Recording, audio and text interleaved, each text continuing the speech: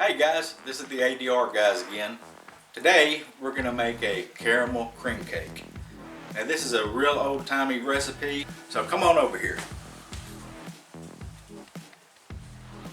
It's a pretty simple cake if you just follow some step-by-steps and don't get in a rush. So your ingredients today, here's your dry ingredients. You want to have them separated. We've got 3 cups of all-purpose flour sifted. You can use cake flour if you like a light cake. I've got 4 teaspoons of cocoa powder. We use dark because I like that. We have a teaspoon of baking powder and a teaspoon of baking soda. And that's all your dry ingredients. So we can have this, you get them all together. Just go ahead and incorporate that.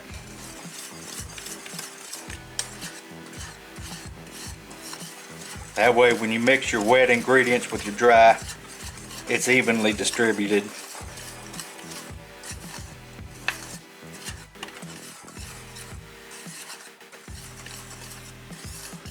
Alright, good enough. I'm going to set that to the side.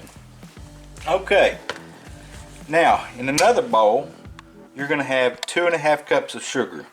I like to use 1.5 cups of white sugar and a cup of brown sugar.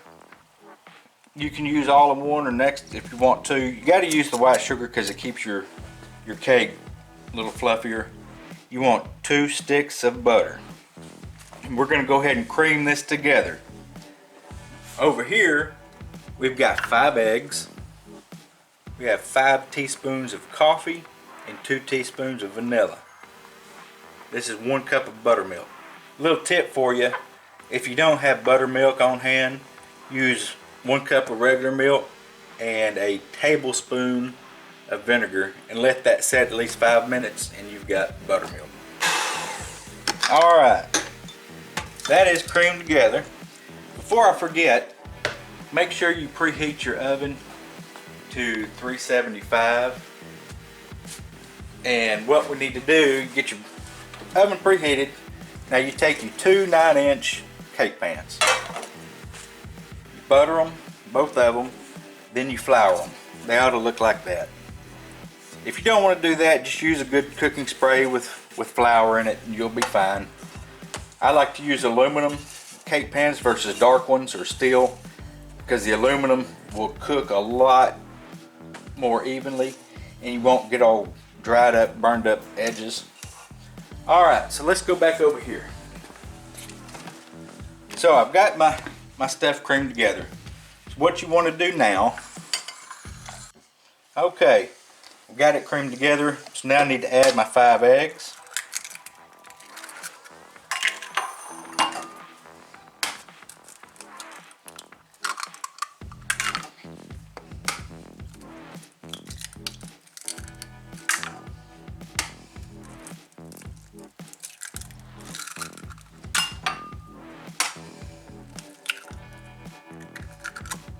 Okay, now we're going to add our coffee and vanilla.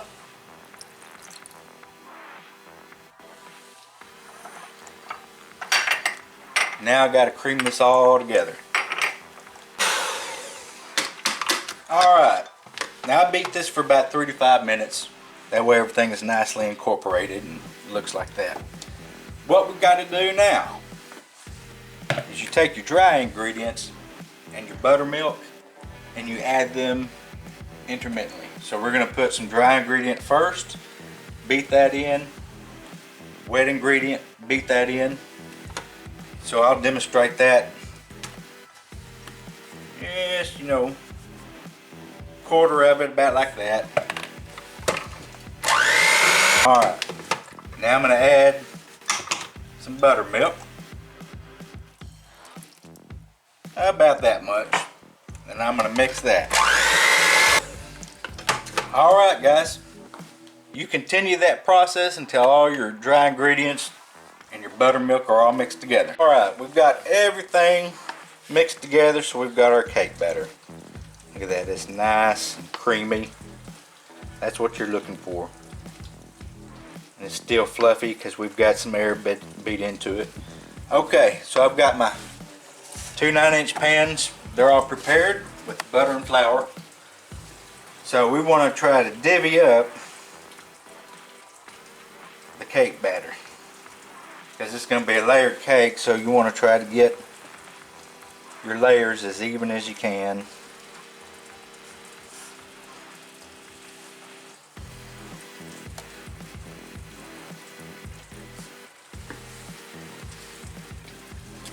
Some people you'll see on cooking shows, it's all precise, and you'll see them with the dang crap on a food scale. I'm not all that sophisticated. Neither are most of you, so why show something that's that dang goofy? I just kind of do that, and then I'll show you in a minute what else you want to do. Just use your finger. No sense in dirtying up something else.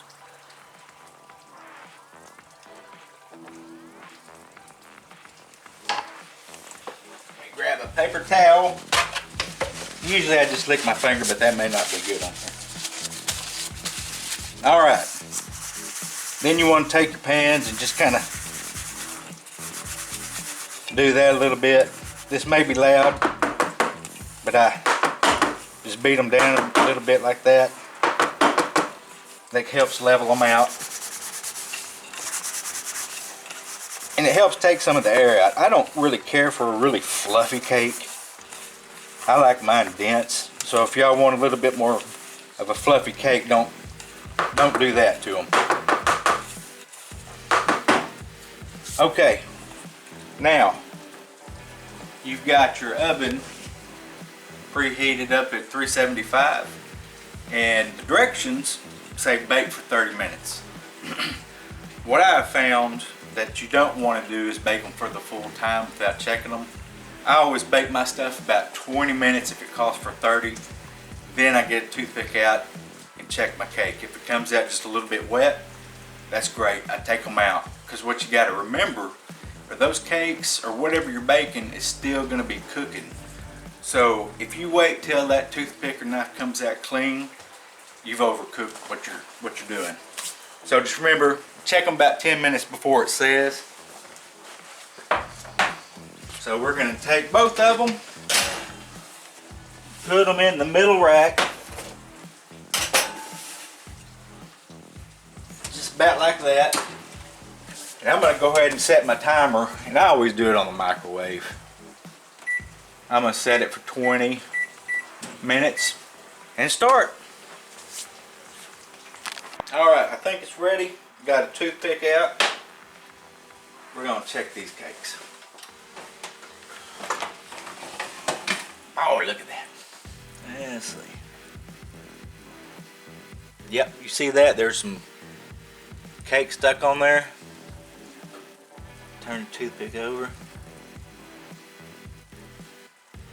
Still some cake. So those things are ready.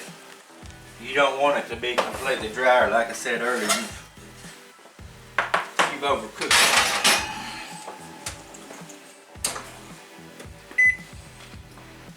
Once you get them out, we're going to set them over there to cool. Alright. You want them to cool completely. Alright, while your cakes are on the rack cooling, we need to make the vanilla cream filling. So what you want to do is you want to go ahead and preheat your medium saucepan a little bit. I do mine on about medium-low, 1.6 or so.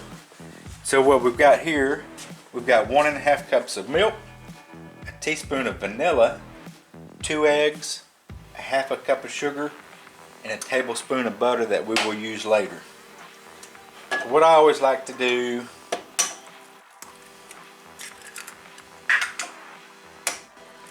is put my eggs and vanilla in a measuring cup, break the yolks up, and whisk those things together, all together. That dang egg doesn't want to cooperate.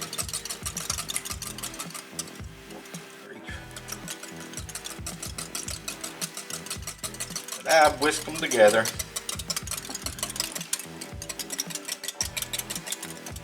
Alright, once they're whisked together,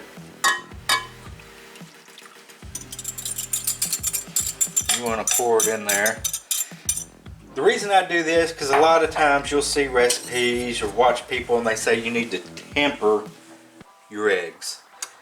And what that means is they want you to heat up your milk or your cream and what have you. Have your eggs separately beaten and then take your lukewarm milk and put it in your eggs and put it back in there so you don't have scrambled eggs. If you do it this way, there's no need to go through that step. So now I'm going to put my half a cup of sugar in here. Wow, that was loud. And I'm going to go ahead and whisk it just to incorporate everything.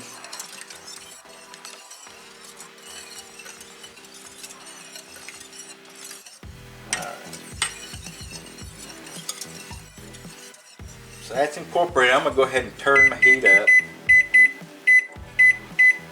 to 4. Because what we're looking for is we want to have a custard, or you want it to be the consistency of pudding. Because this is going to be your filling in between your cake layers. So it needs to be pretty thick. And it's going to cook for a while. Okay. Now that my liquid mix is pretty well warm, I like to come back and then add my flour. You want 1, 2, 3 tablespoons, and it doesn't have to be perfect. And then you want to whisk this all together as you want to work it around and round. And also what whisking your puddings and stuff do for you is it will allow your liquid and whatever you're trying to cook like this to heat evenly. Because if you're trying to use this, it really won't keep everything incorporated evenly, and you'll get hot spots, and then you'll cause stuff to scorch or burn or lump. Alright.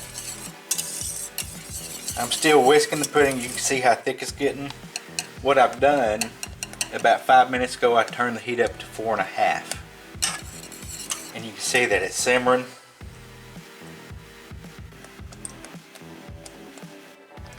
Looks like a hot spring mud bath. And I've been whisking it the whole time because I don't want it to scorch. So now, you can see it getting thick and sticking to the whisk. So I'm going to get my spatula and I'm going to finish it with my spatula.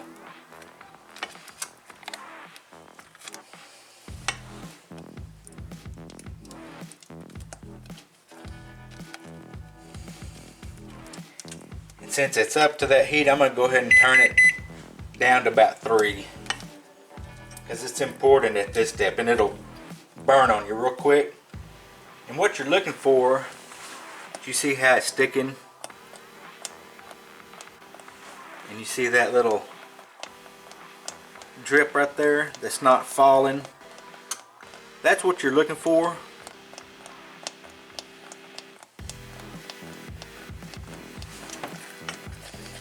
So it's right about done. So I'm going to go ahead and turn the heat off.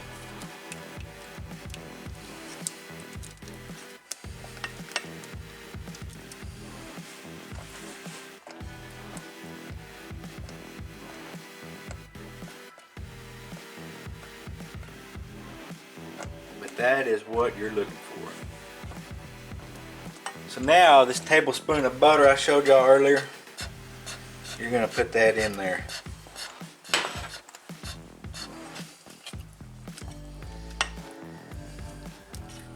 What the butter does is it adds flavor, of course, and it helps make it just really silky smooth.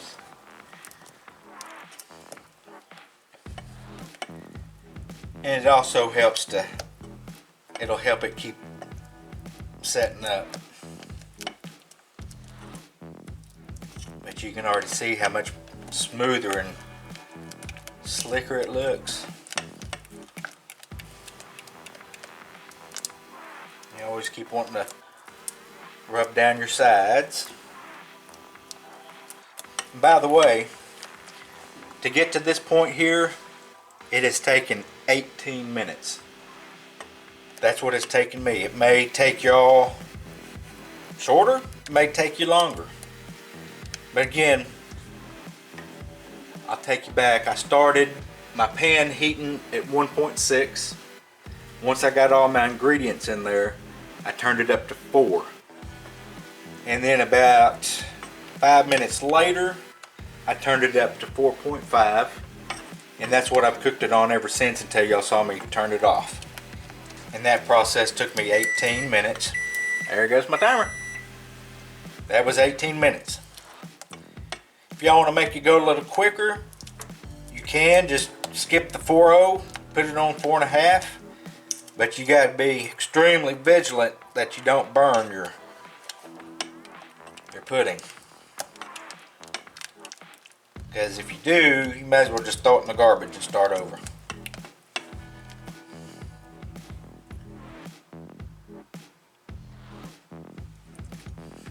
Man, that's good. Okay. I'm going to set this off the heat. And then what we're going to do in just a few minutes, we're going to pour it into a bowl. And you want to get you some stupid ass. Lord of mercy. Alright. We're going to go ahead and pour this into our bowl.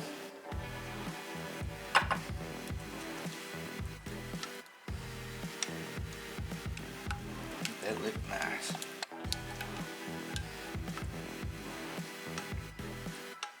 I'm not like those other dang cooking channels that you watch them and they'll leave their pans like that. Heck no, I want to get as much as I can. Well, then I'm throwing it all over the kitchen. Stuff's too expensive to waste like they do.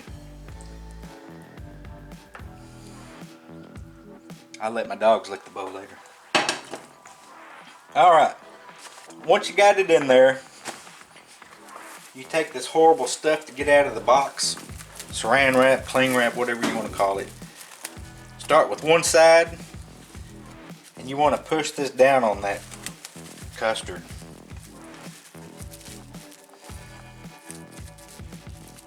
You just follow it around, real easy, until it is. You may have to put that back up like that, go around. You can see it's all the way on that pudding. The reason you want to do that is because you're going to put this in the refrigerator to let it set up and cool. And if you don't put this cling wrap on there, when you take it out, you're going to have this nasty leathery skin on it, and that's gross. You don't want that. So I'm going to put this in the refrigerator and let it cool. Okay, I just took the custard out of the refrigerator. So it's ready to go. Our cakes are completely cool. The easiest way to turn them out is to get you a plate, set it on top of your pan. Don't drop it in the floor. Turn it over.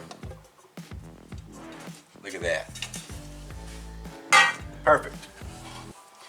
Alright, and it's perfectly cold.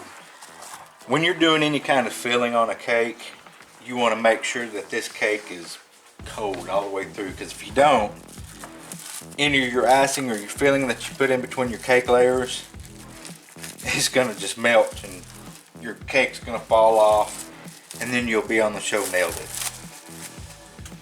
Alright, see, look at that. It's set up real nice. That's what you're looking for. So before you start spooning it on, you just wanted to give it a good mix. Get it smoothed back out. Look at that.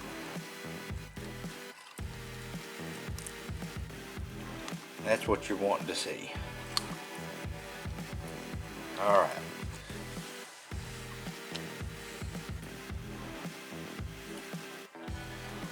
you want to put it all, I know it seems like a lot, but the more the better.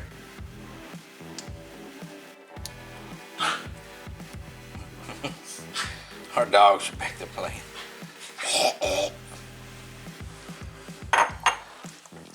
Real life. So I always just turned it out on my hand.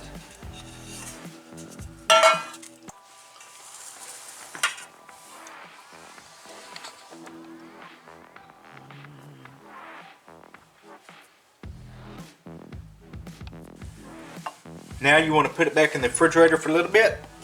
And while we put it in the refrigerator, we're going to start making our frosting. Alright, while our cake is in the refrigerator setting up a little bit, we're going to make the frosting. So, what I've got in this bowl here is I put a half a cup of Crisco, 1 teaspoon of vanilla, I have 3 teaspoons of brewed coffee, and 2 teaspoons of cocoa. Now I went ahead and mixed it up just so it looked a little bit better. So now what we want to do is get the powdered sugar, and most of these recipes call for a whole bag of powdered sugar. What I've generally come across over cooking for many years is that you better just kind of weigh it out yourself.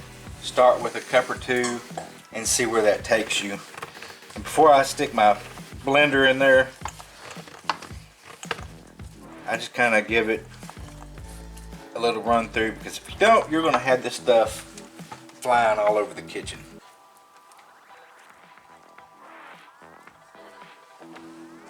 Alrighty. Okay, the frosting is ready. What I forgot to tell you guys is that it calls for half a cup of milk, and I forgot that. So I added the half a cup of milk, and the powdered sugar I put in was 3 cups total. So it's ready. So what we have to do first is you want to just start with a little bit, because this is going to be your scratch coat or crumb coat, whatever you want to call it. We're going to set this back in the refrigerator. Alright, got the cake out of the refrigerator. So we're going to start the final icing. Just get you some good globs like that. That way you can push it into that void. And this is not a fancy cake. I call it a casual cake. So I'm not going to do any fancy decoration because we're going to eat it.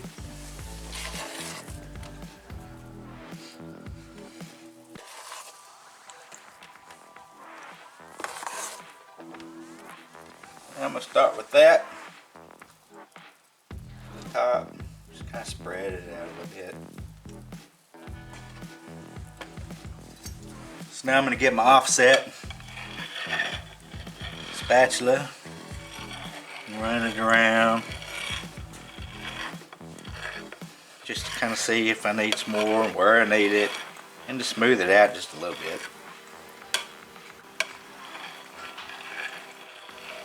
Cakes always look more appetizing when they're a little pretty.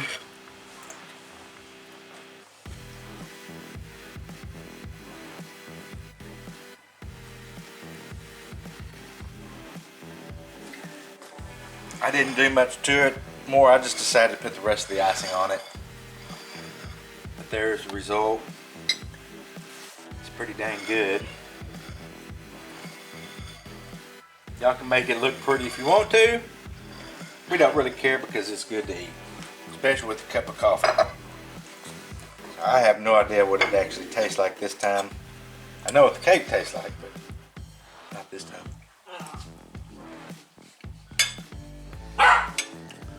Pretty good. Still moist, fluffy, but yet dense. Nice creamy vanilla against the caramel flavor of the cake and the icing. really good. It balances out well.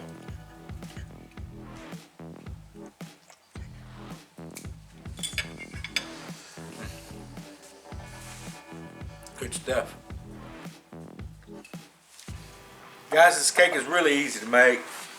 It seems like it's a lot of process, but just be patient with it. Have fun. Try it out. Again, it doesn't have to be pretty. You're not impressing anybody. You're making a cake to eat and enjoy. And anybody that has it will love it, whether or not it's butt ugly or not. Like I said, it doesn't matter if it's ugly or not. Your family and friends don't care. And that's what it's about. It's about coming together and letting your family and friends know that you care enough about them to make something from scratch and homemade. That's the point, is just showing people that you care enough to take the time to do it. And everybody appreciates it, and you have a good time and eat. Thank y'all. Have a good night.